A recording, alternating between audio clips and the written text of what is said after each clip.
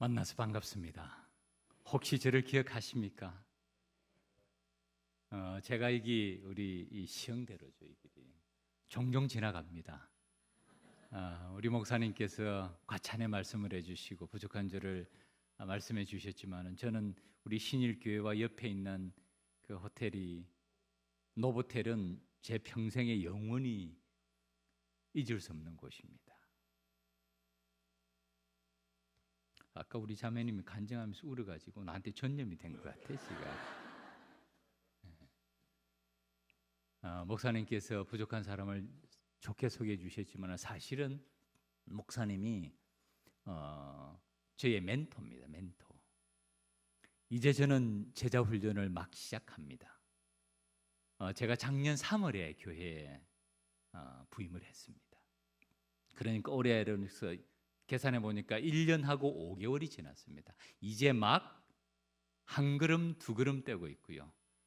참 감사한 것은 우리 신일교회와 함께 같은 노회일 뿐만 아니라 같은 시찰 소속이고요. 제가 크고 작은 일을 우리 목사님께 물어봅니다. 여러분 하나님의 음성을 어떻게 듣습니까? 직통 계시를 받습니까? 전 작은 일에 주님의 섭리하심의 손길을 느낄 때가 참 많습니다. 이것이 주님의 개입하심이구나. 시적절한 조언, 가장 필요한 조언을 목사님을 통해서 참 해주실 때가 많아요.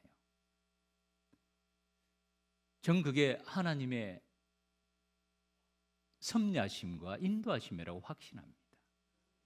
그리고 그 길을 걸어가고 지나고 나서 보면요, 그때 그 상황, 그 여건에서 그 결정은 가장 완벽한 결정이었어요. 우리는 내일 일을 모르지 않습니까? 그러나 주님께서 섭리하신 가운데서 주님의 몸된 교회를 세워가시고 또 같은 시찰, 같은 노예에 계신 목사님께서 이미 이제 15년, 16년, 17년, 18년, 19년, 20년 목회의 경험, 그런 축적된 노하우를 아낌없이 얘기를 해줍니다. 새생명 축제 올해로서 사실 우리 교회 두 번째입니다. 가장 좋은 멘토요 모델은 신일교회입니다. 우리가 어떤 강사를 초청할 것인가, 새생명 축제에 맞는 강사는 무엇인가, 우리 목사님뿐만 아니라 부교육자들이 정말 그게 함께 형제된 교회 같아요. 노하우가 있으면 이걸 감추는 것이 아니라 더 전해줍니다. 그것이 얼마나 큰 힘이 되는지요. 함께 형제된 교회들이 서로 힘을 합해서 주님의 몸된 교회를 세워가는 그것이 교회인 줄 믿습니다. 우리 옆에 분하고 이렇게 인사하십시오. 우리 교회는 천국입니다. 우리 교회는 천국입니다. 신일교회가 천국인 줄 믿습니다. 제 바람은 우리 서울남교회도 천국이 됐으면 좋겠어요. 누가 만들어 갑니까? 하나님께서 만들어 가시죠. 그 가운데서 또한 하나님이 쓰시는 한 사람이 있습니다. 전 신일교회 역사를 잘 모릅니다. 그러나 여러분들이 잘 알고 계시죠. 오늘날 우리 교회가 있기까지 하루아침에 이루어진 것은 아니잖아요. 하나님이 쓰시는 한 사람을 통해서 주님께서는 놀라운 일을 이루어 가십니다. 모세라는 한 사람을 통해서 이스라엘 백성들을 그 애굽에 400년의 고난의 땅에서 출애굽시키는 역사, 모세라는 한 사람을 사용하시지 않나요? 요셉이라는 한 사람을 통해서 이스라엘 민족의 구원을 이루십니다. 다윗이라는 한 사람을 통해서 이스라엘 왕국의 기초를 세우시고, 사도 바울이라는 한 사람을 통해서 복음의 새로운 지평을 열어가시죠. 오늘날도 마찬가지 아닙니까?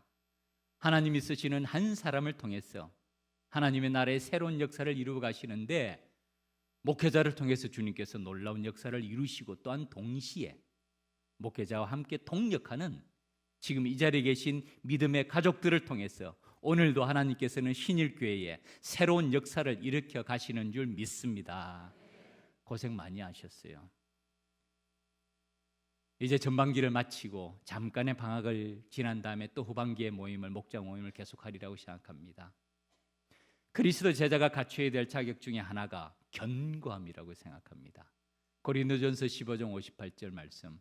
그러므로 내 사랑하는 형제들아, 견고하며 견실하며 흔들리지 말고 항상 주의 일에 더욱 힘쓰는 자들이 되라. 이는 너희 수고가 주 안에서 헛되지 않은 줄을 알미라. 교회를 섬기시고 주님의 일을 감당하시는 여러분들의 수고, 주 안에서 결코 헛되지 않은 줄 믿습니다. 주님께서 보고 계시고 듣고 계시고 알고 계십니다. 목회자를 쓰셔서 하나님께서 새로운 역사를 일으키시듯이 평신도 동력자 한 분 한 분을 통해서 주님께서는 신일교회 또한 새로운 역사를 이루어 가실 줄 믿습니다. 천국과 지옥의 가장 큰 차이가 뭘까요? 어떤 분은 그렇게 설명하도록 감사입니다. 천국은 감사가 있는 거예요. 그래서 기쁨이 있습니다. 그와 반대로 지옥은 감사가 없죠. 불평불만이 가득 찹니다. 그래서 기쁨이 없습니다. 하나님께서는 이 땅에 교회와 가정을 세우셔서 우리에게 천국의 기쁨을 누리게 하신 줄 믿습니다. 그것이 건강한 교회 아닌가요? 그 천국의 기쁨을 누리는데 쓰임받는 한 사람, 그 사람이 바로 하나님의 동력자인 줄 믿습니다. 그런데 사탄이 가만히 있지 않죠. 사탄의 제1의 전략은 그 천국의 기쁨을 앗아가게 합니다. 가정에서, 교회에서 기쁨을 앗아가게 하는 거예요. 천국의 기쁨을 누려야 되는 곳에서 그 기쁨을 누리지 못하면 참 어렵습니다. 사탄은 간교한 관계로 우리를 무너뜨리고자 합니다. 가정과 교회 마찬가지죠. 그 가운데서 사탄의 관계를 능히 대적하기 위해서는 하나님의 전신갑주를 입으라. 이것이 또 다른 말로 하면 제자 훈련 아닙니까? 오카노 목사님이 그런 말씀을 하신 걸 기억합니다. 제자 훈련을 받는 사람들은 마치 이 목표를 알프스의 등반을 세우는 것과 같다는 거예요. 알프스를 등반하기 위해서 준비하고 훈련하는 사람은 뒷산에 올라가기 위해서 준비하고 훈련하는 사람하고는 차원이 다릅니다. 철저하게 준비해야 돼요. 오늘도 히말라야라는 그 잠깐 우리 새생민 초청 동영상을 잠깐 봤는데 전 그 영화를 보지 못했습니다. 얼마나 어려운 상황입니까? 고산병, 산소, 거기다가 햇빛에 노출이 되면서 실명의 위험까지. 이 히말라야를 올라가는 사람의 훈련과 무장은 뒷산에 올라가고자 하는 사람하고는 완전히 차원이 다릅니다. 우리 목장 모임 전반기 마치시고 이제 후반기 시작하시는데 참 그동안에 많은 수고와 섬김이 있었을 것입니다. 그리고 하나님께서 위로해 주시고 우리의 수고가 주 안에서 헛되지 않은 것을 기억하실 뿐만 아니라 또한 그 다음에 우리의 자세를 재점검해야 됩니다. 왜냐하면 우리의 목표는 뒷동산 올라가는 게 아니잖아요.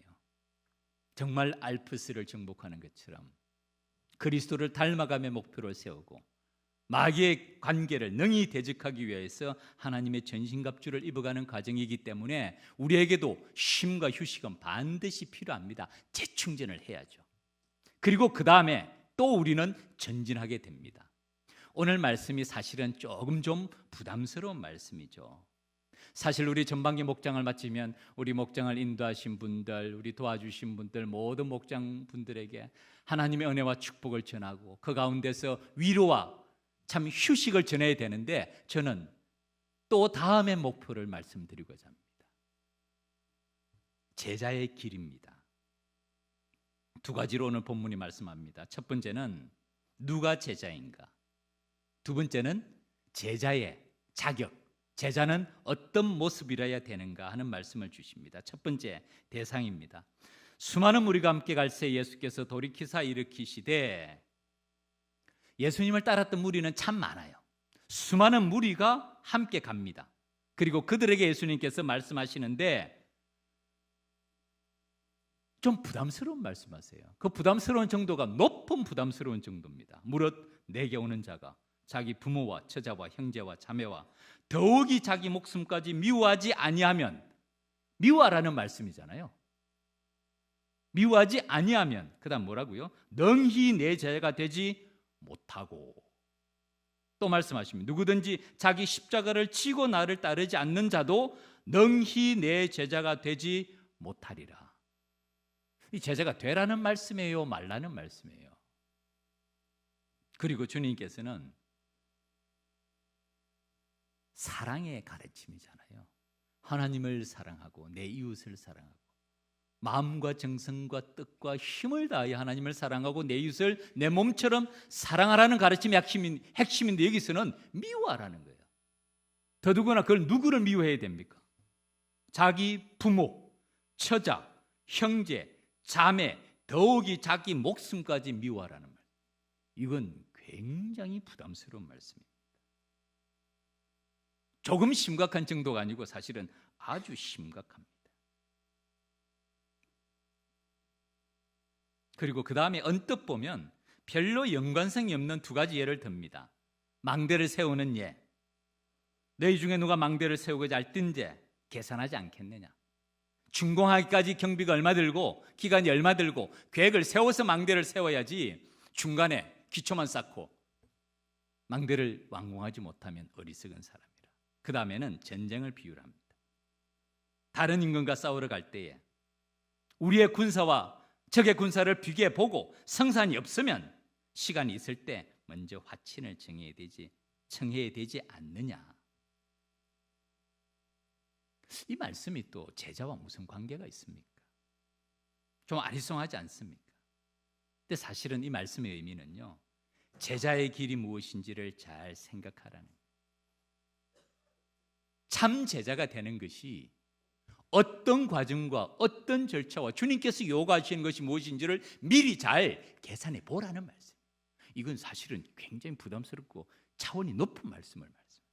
그 다음에 또 말씀하시는데 이와 같이 너희 중에 누구든지 자기의 모든 소유를 버리지 아니하면 자기의 소유를 버리라. 사실 우리가 교회 나오는 목적 중에 하나가 뭡니까? 우리 부모님, 형제님, 자매님들, 아내, 자식, 하나님의 축복받고 내 가정, 직장, 사업, 삼박자 축복, 건강의 축복, 물질의 축복, 영적인 축복 누리기 위해서 나오는데 주님께서는 이걸 정반대로 말씀하시면서 이와 같이 너희 중에 자기의 모든 소유를 버리지 않냐면 또 하시는 말씀이 능히 내 제자가 되지 못하래. 여러 번에 걸쳐서 제자의 길이 무엇인지를 말씀해요. 그리고 맨 마지막 말씀에는 소금이 좋은 것이나 소금도 만약 그 맛을 잃으면 무엇으로 짜게 하리요? 땅에도 그럼에도 쓸데없어 내어버리느니라. 그 다음에 결론의 말씀이 들을 귀가 있는 자는 들을지어다. 첫 번째, 누가 제자입니까? 주님을 따르는 많은 무리가 있었지만 주님께서는 그 무리를 제자라고 부르지 아니하시고, 군중이 있었지만 그 군중을 제자라고 부르지 아니하십니다. 그 가운데서 주님께서는 하나님의 말씀을 듣고 행할 수 있는 사람, 실천할 수 있는 사람을 부르시는 것이죠. 오늘날도 주님을 따르는 사람들은 참 많습니다. 우리 교단뿐만 아니라 다른 교단도 참 많고요. 우리나라뿐만 아니라 미국, 아프리카 많은 대륙에 주님을 따르는 사람들은 참 많습니다. 그러나 그 주님을 따르는 모든 사람들을 주님은 제자라고 말씀하시는 않아요. 무리와 군중입니다. 동기는 다양합니다. 어떤 동기로 주님을 따르는지는 어떤 사람은 자녀 문제, 아내 문제, 남편 문제, 직장 문제, 사업 문제 다양한 동기로 따릅니다. 주님을 보면 참 신기해요. 주님께 나오는 사람을 주님은 돌려보내지는 않으세요. 다 모으십니다. 그리고 다 그들의 필요를 채워주세요. 주님께 병고침을 받으러 나온 사람은 네가 나의 제자냐, 얼마나 따랐느냐, 기간이 얼마냐 묻지 않으세요. 다 도와주십니다. 그러나 그들을 제자라고 부르시지는 않죠. 제자는 어떤 사람입니까? 그 다음에 두 번째입니다. 참된 제자의 자격은 무엇입니까? 다른 말로 하면 제자도란 무엇입니까? 말씀드린 대로 부모와 처자와 형제와 자매와 더욱이 자기 목숨까지 미워하고 자기 십자가를 지고 나를 따르지 않는 자도 능히 내 제자가 되지 못하고 자기의 모든 소유를 버리지 않냐면 능히 내 제자가 되지 못하리라는 이 가르침의 핵심이 뭡니까? 그것은 너의 삶의 우선순위가 무엇이냐라고 묻습니다. 우리의 삶의 우선순위가 뭡니까? 무리와 군중 그리고 제자의 차이가 뭔가요? 삶의 우선순위. 대부분의 사람이 아니라 100%이 땅에 사는 모든 사람들은, 더더구나 믿지 아니하는 모든 사람들의 제1의 목표는 자기 자신의 행복과 풍요와 아름다운 삶, 그리고 자기 가족들의 보다 나은 삶, 이 일을 위해서, 이게 목표 아닙니까? 그 다른 목표 있습니까? 그리고 그 목표를 이루면 이제 빌 게이츠 같은 사람은 게이츠 멜린다 재단 해서 이제 성공한 사람들은 그 돈을 이웃을 나눠줍니다. 이제 박애주의자, 아프리카 에이즈 운동이라든지 이런 일을 하죠. 그러나 그런 일을 하기 전까지는 자기의 삶을 충실히 세우는 것이 사람의 제일의 목표입니다. 주님은 그걸 물으시는, 주님의 제자이면서도, 주님을 따르면서도 무리와 군중은 그것이 목표입니다. 내 삶의 우선순위의 첫째는 나예요. 내 가족이에요. 내 자녀예요. 내 삶이에요. 그거 인간의 본성입니다. 그런데 참된 제자의 길은 거기서 한 걸음 더 나아갑니다. 오늘 말씀의 병행 구절이 마태복음 10장 37절 38절 말씀입니다. 이 말씀 한번 같이 한번 찾아봅시다. 마태복음 10장 37절 38절 같이 한번 읽겠습니다. 마태복음 10장입니다. 10장 37절 38절. 자막이 준비되어 있는데요. 성경을 보시든지 자막을 보시든지 같이 한번 읽읍시다. 시작. 아버지나 어머니를 나보다 더 사랑하는 자는 내게 합당하지 아니하고 아들이나 딸을 나보다 더 사랑하는 자도 내게 합당하지 아니하며 또 자기 십자가를 지고 나를 따르지 않는 자도 내게 합당하지 아니하리라. 그 다음에 39절까지 읽겠습니다. 시작. 자기 목숨을 얻는 자는 잃을 것이요 나를 위하여 자기 목숨을 잃는 자는 얻으리라. 아멘. 예수님의 의도가 분명하지 않습니까? 무엇을 사랑하느냐, 너의 삶의 우선순위가 어디 있느냐, 주님을 따르는 마음의 근본 동기가 어디 있느냐.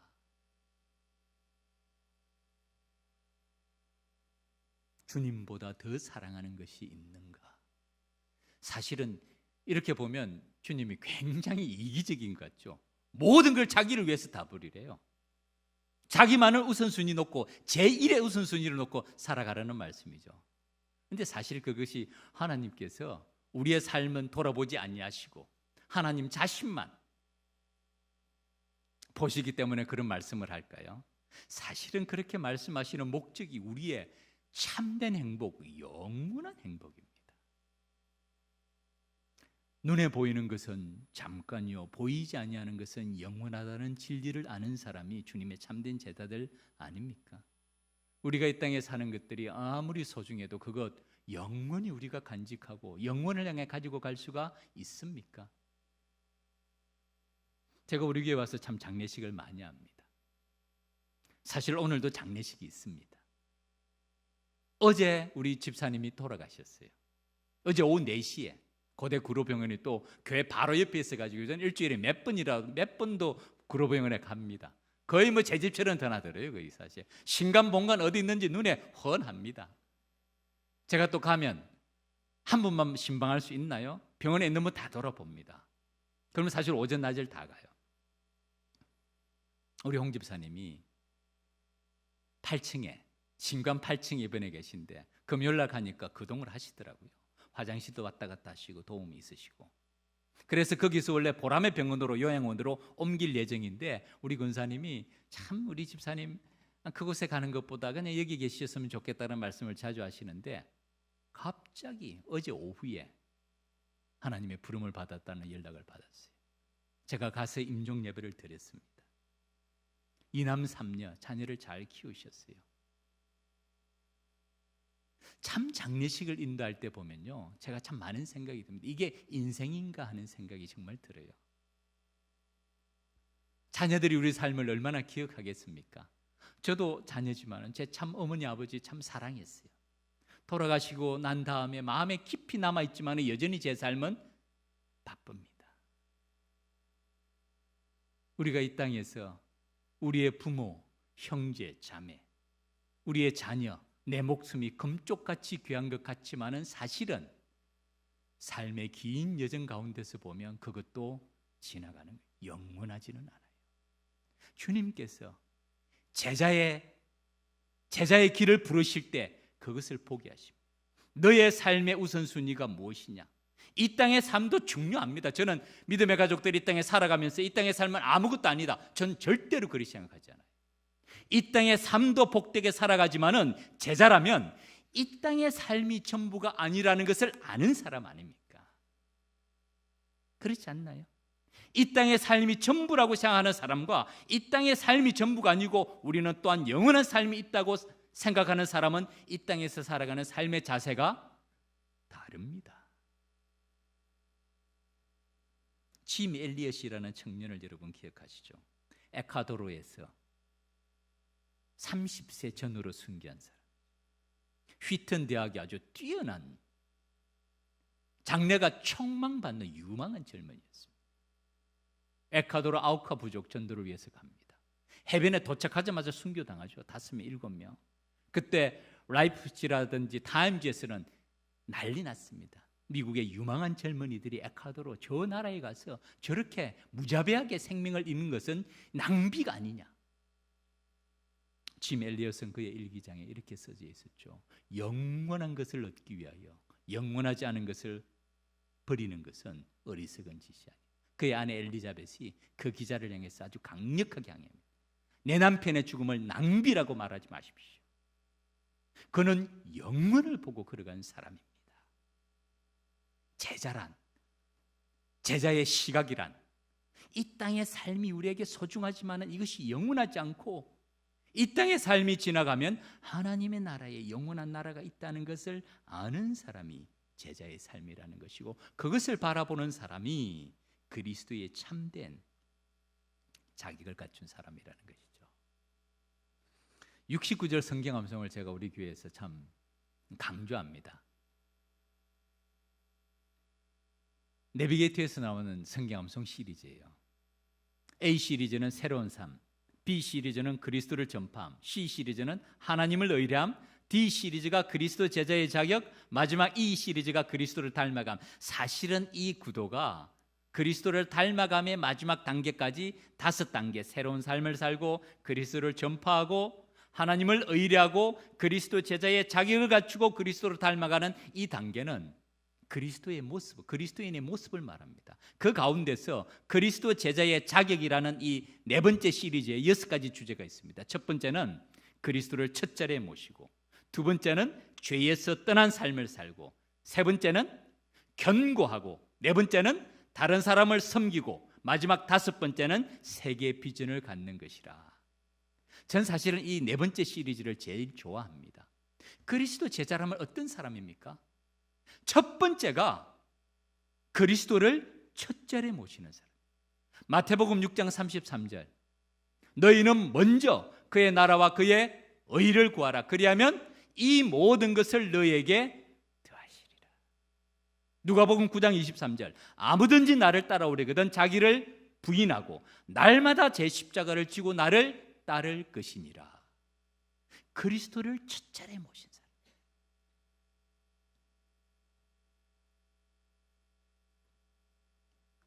자기를 부인한다는 것은 쉽지 않습니다. 3살 난 아이도 자기 주장으로 가득 차 있습니다.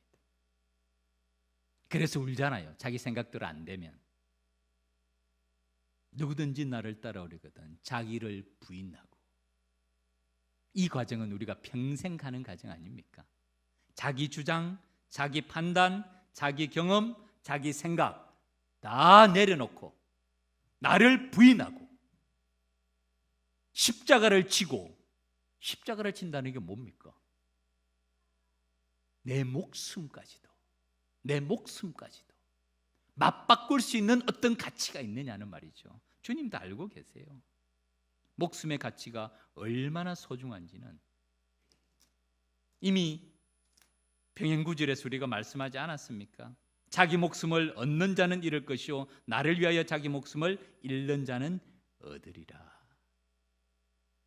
주님께서도 우리 목숨을 파리 목숨처럼 생각하시겠어요? 천하보다도 귀한 목숨이라는 걸 하나님이 가장 잘 알고 계시죠. 그런데 그 목숨의 가치와 맞바꿀 수 있는 어떤 것이 있느냐는 물어보시는 것이죠. 그것을 아느냐고. 그것이 제자다. 제자의 길은 무리와 군중처럼 이 땅의 삶과 나의 필요를 위해서 주님을 따르는 것이 아니고 뒷동산에 등산하기 위해서 주님을 따르는 것이 아니라 히말라야라는 높은 꼭대기를 바라보면서 주님의 부름의 상을 향해서 나아가는 그것이 제자의 길이라는 것을 말씀합니다. 말씀을 맺겠습니다. 맨 마지막 오늘 본문에서 주님께서는 이렇게 말씀하십니다. 들을 귀가 있는 자는 들을지어다. 귀 없는 사람 있습니까? 우리 가운데 귀 없습니까? 다 귀 있잖아요. 들을 귀가 있는 사람은 들을지어다. 이 말씀이 요한계시록에 나타납니다. 말씀을 다 찾아볼 수는 없을 것 같아요. 그런데 아시아 7교회를 향한 말씀에 후렴처럼 이 말씀이 계속됩니다. 거기는 이렇게 말합니다. 성령이 교회들에게, 귀 있는 자는 성령이 교회들에게 하시는 말씀을 들을지어다. 에베소, 스무나, 버가모, 두아디라, 사데, 빌라델피아, 라오디게아, 아시아 7교회에게 똑같이 후렴처럼 계속되는 말씀이 귀 있는 자는 성령이 교회들에게 하시는 말씀을 들을지어다. 무슨 뜻입니까? 귀 있는 자는 성령이 교회들에게 하시는 말씀을 들을지어다. 순종과 실천을 말합니다. 하나님의 말씀을 듣고 그 말씀을 삶에 적용하고 실천하고 그 말씀을 붙잡고 살아가는 사람, 그 사람이 귀가 있는 사람, 그 사람이 참 주님의 제자라는 말씀입니다. 사랑하는 믿음의 가족 여러분, 전반기 목장 훈련 잘 마치셨죠? 수고 많이 하셨어요. 여러분의 수고 주님께서 알고 계십니다. 결코 헛되지 않아요. 결코 헛되지 않아요. 이것이 영원한 상급이 됩니다. 우리 교회가 구로시장 바로 옆에 있습니다. 제가 구로시장 앞으로 종종 지나갑니다. 지난번에 지나가는데 어떤 여고생이 티셔츠를 입었더라고요. 까만 티셔츠를 입었는데 그 앞에 글자가 써져 있었습니다. No cross, no crown. 그냥 번역하면 고난이 없이는 영광이 없다. No cross, no crown. 사실은 원래 의미가 무엇입니까? No cross, 십자가가 없이는 no crown, 면류관이 없다는 사도 바울의 고백입니다.